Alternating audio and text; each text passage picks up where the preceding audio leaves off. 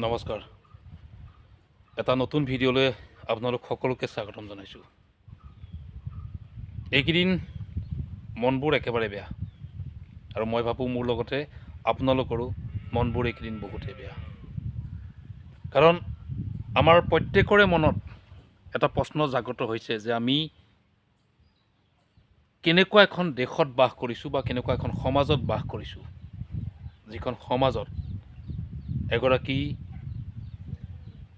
12-13 বছৰীয়া কিশোৰীৰ পৰা ধৰি এগৰাকী 60ৰ ঊৰ্ধ্ব বৃদ্ধাকো ধৰ্ষণৰ বলি সজোৱা হয়। আমি এনেকুৱা এখন সমাজতে বাস কৰিছোঁ। এইকেইদিন আচলতে কি হৈছে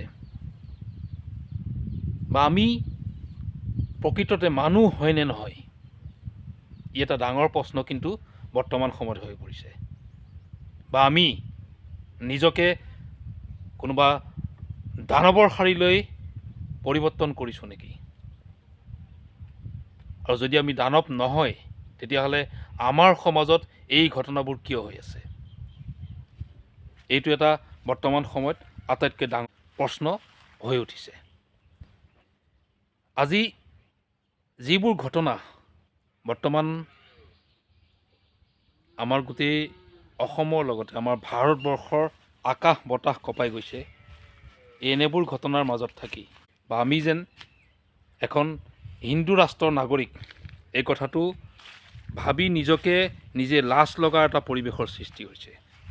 যিখন দেশত নাৰীক শক্তিৰ আৰাধ্য দেৱী হিচাপে পূজা কৰা হয়, আৰু সেইখন দেশতে আকৌ নাৰীৰ ওপৰত এনেকুৱা নিৰ্মম বৰ্বৰ অত্যাচাৰ চলোৱা হয়, তেতিয়াহ'লে আমি কেনেকুৱা এখন সমাজ বা কেনেকুৱা এখন দেশত আমি বাস কৰিছোঁ?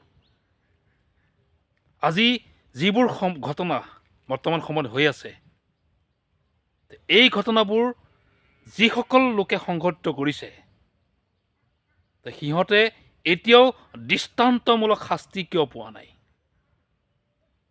তেতিয়াহ'লে আমাৰ প্ৰশাসন, আমাৰ যিবোৰ সামাজিক ব্যৱস্থা,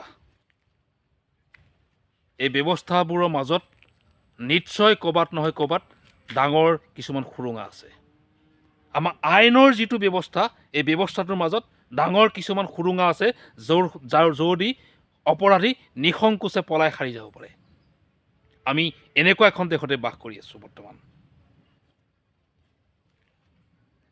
কলিকতাৰ ঘটনাকে ধৰি বৰ্তমান অসমৰ বিভিন্ন প্ৰান্তত যিবোৰ ঘটনা বৰ্তমান সময়ত হৈ আছে, আৰু এই ঘটনাবোৰ এটা নিৰ্দিষ্ট সম্প্ৰদায়ৰ লোকৰ দ্বাৰা সংঘটিত হৈ আছে, বিশেষকৈ আমাৰ অসমত। এই ইহঁতক এতিয়াও প্ৰশাসনে কিয় শাস্তি প্ৰদান কৰিব পৰা নাই? আৰু যদি প্ৰশাসনে শাস্তি প্ৰদান কৰিব এওঁলোকক নোৱাৰে, তেতিয়াহ'লে এওঁলোকক ৰাইজৰ মাজলৈ কিয় উলিয়াই দিয়া নাই?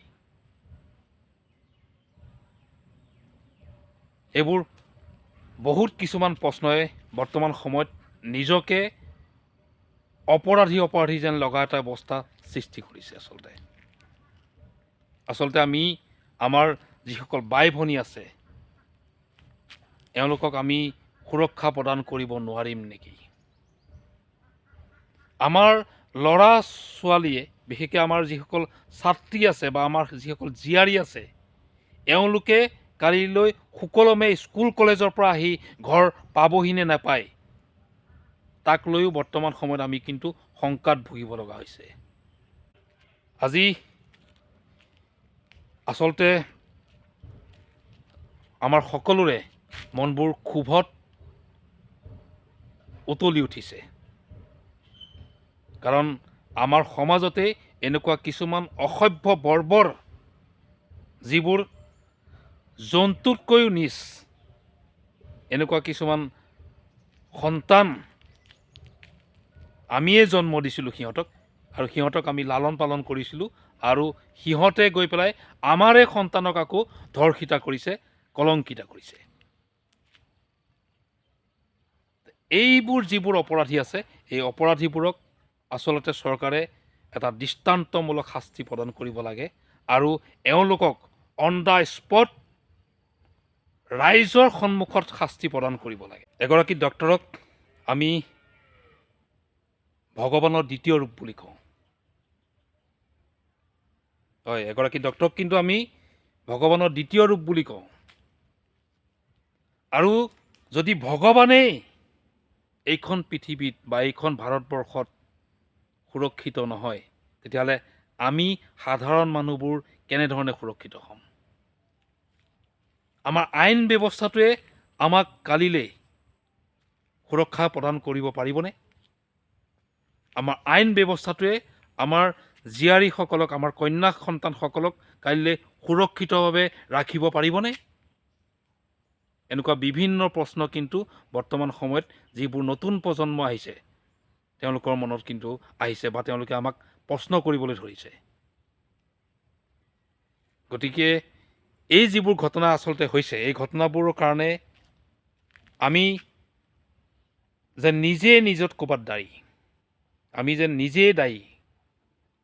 কাৰণ আমাৰ মাজত আধ্যাত্মিকতা জ্ঞানৰ অভাৱ হৈছে।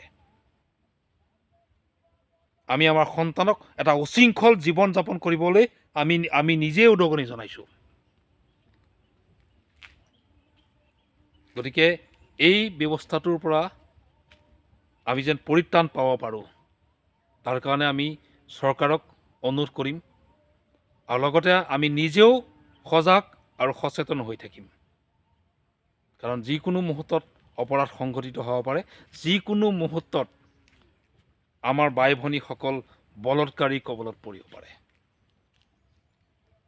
গতিকে এই যিবোৰ সমাজ ব্যৱস্থা হৈছে, যিবোৰ আইনগত ব্যৱস্থা হৈছে, ইয়াত আচলতে যিবোৰ অপৰাধী আছে, এই অপৰাধীসকলক মই ভাবোঁ ভ্ৰাম্যমাণ পদ্ধতিৰে শাস্তি প্ৰদান কৰিব লাগে।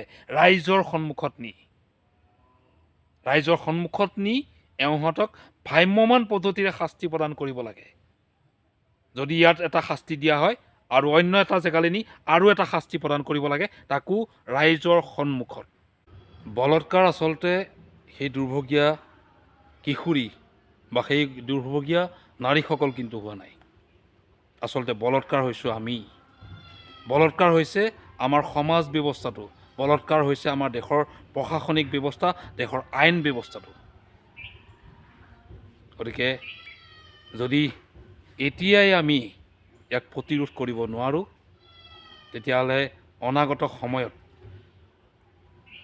যিবোৰ উশৃংখল যুৱ প্ৰজন্ম বৰ্তমান আহি আছে, ইহঁতে যে আমাৰ অসম তথা ভাৰতবৰ্ষত ধৰ্ষণৰ উৎসৱ নাপাতিব, তাৰ কিন্তু কোনো মানে নাই।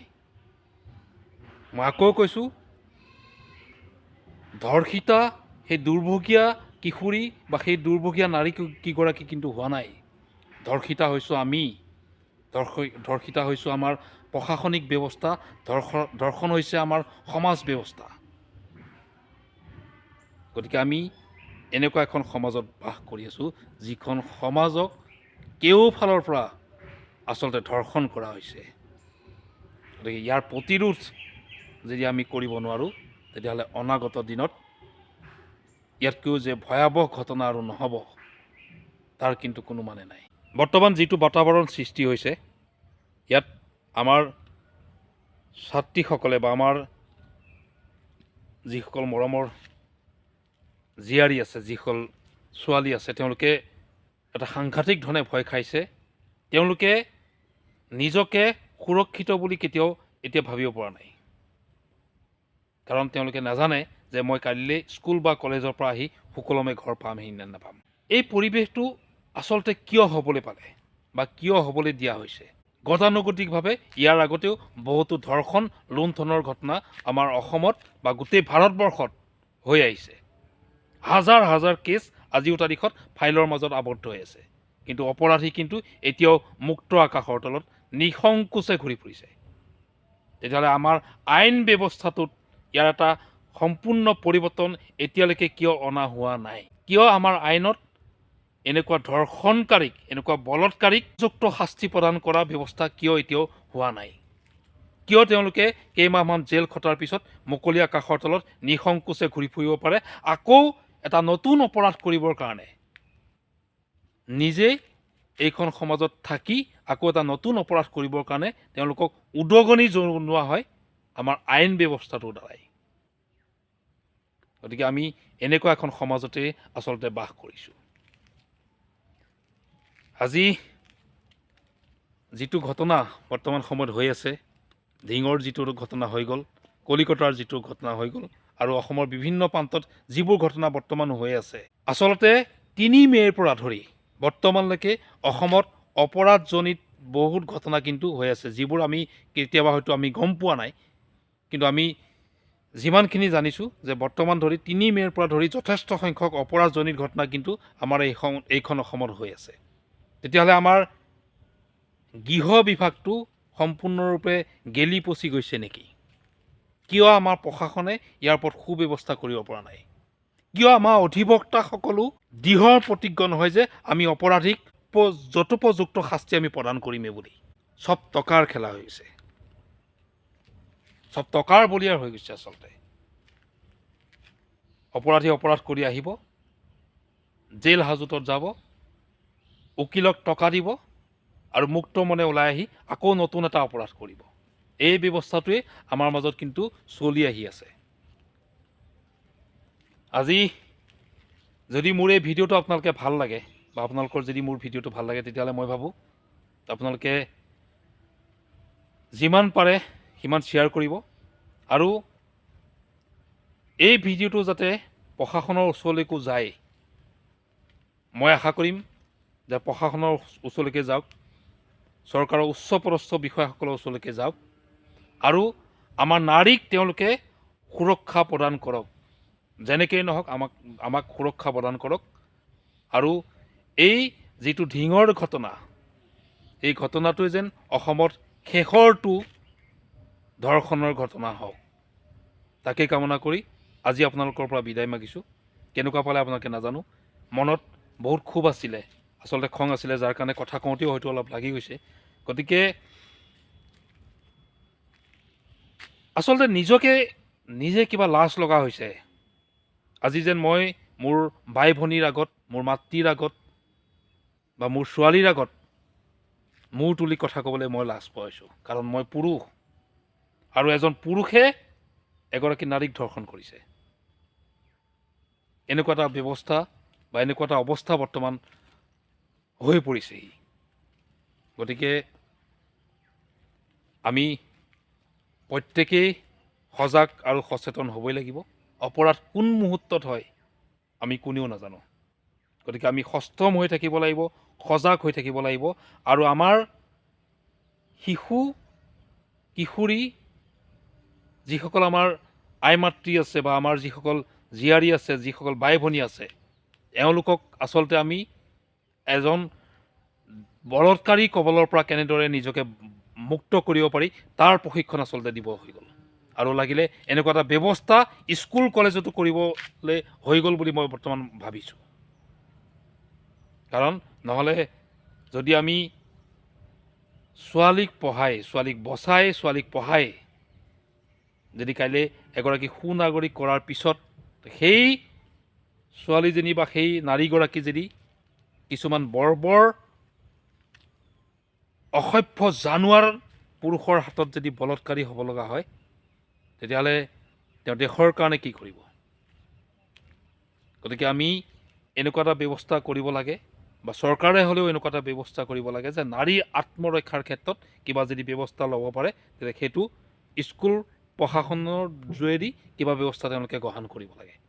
কাৰণ যদি তেনেকুৱা কৰা নহয়, তেতিয়াহ'লে বৰ্তমান সময়তকৈ পৰৱৰ্তী সময়ত ইয়াতকৈ আৰু ভয়ানক ঘটনা হয়তো ইয়াত হ'ব। আৰু হয়তো যিবোৰ প্ৰজন্ম বৰ্তমান আহি আছে, যিবোৰে ড্ৰাগছ লৈ পেলাই নিজকে অসভ্য এখন সমাজলৈ, নিজকে অসভ্য জানোৱাৰ জন্তুলৈ পৰিৱৰ্তন কৰিছে, সিহঁতে হয়তো এটা দিনত এনেকুৱা কৰিব যে অসমত বা গোটেই ভাৰতবৰ্ষত ৰেপ ফেষ্টিভেল পাতিবলৈ ধৰিব। আৰু যদি আমি প্ৰকৃততে এইখন দেশৰ নাগৰিক হয়, এইখন দেশৰ যদি সভ্য নাগৰিক হয়, তেতিয়াহ'লে আমি ইয়াৰ প্ৰতিবাদ কৰিবই লাগিব, আৰু অপৰাধীক যথোপযুক্ত শাস্তি প্ৰদান কৰি কাইলৈ যেন অপৰাধীয়ে অপৰাধ কৰাৰ আগত তাৰ যেন বুকু কঁপি উঠে, এনেকুৱা এটা ব্যৱস্থা আমি কিন্তু কৰিব লাগিব। ভিডিঅ'টো কেনেকুৱা পালে নাজানো, বহুত ক্ষোভত আছিলোঁ, খঙত আছিলোঁ, গতিকে কৈ দিলোঁ। আজিলৈ আহিছোঁ। নমস্কাৰ।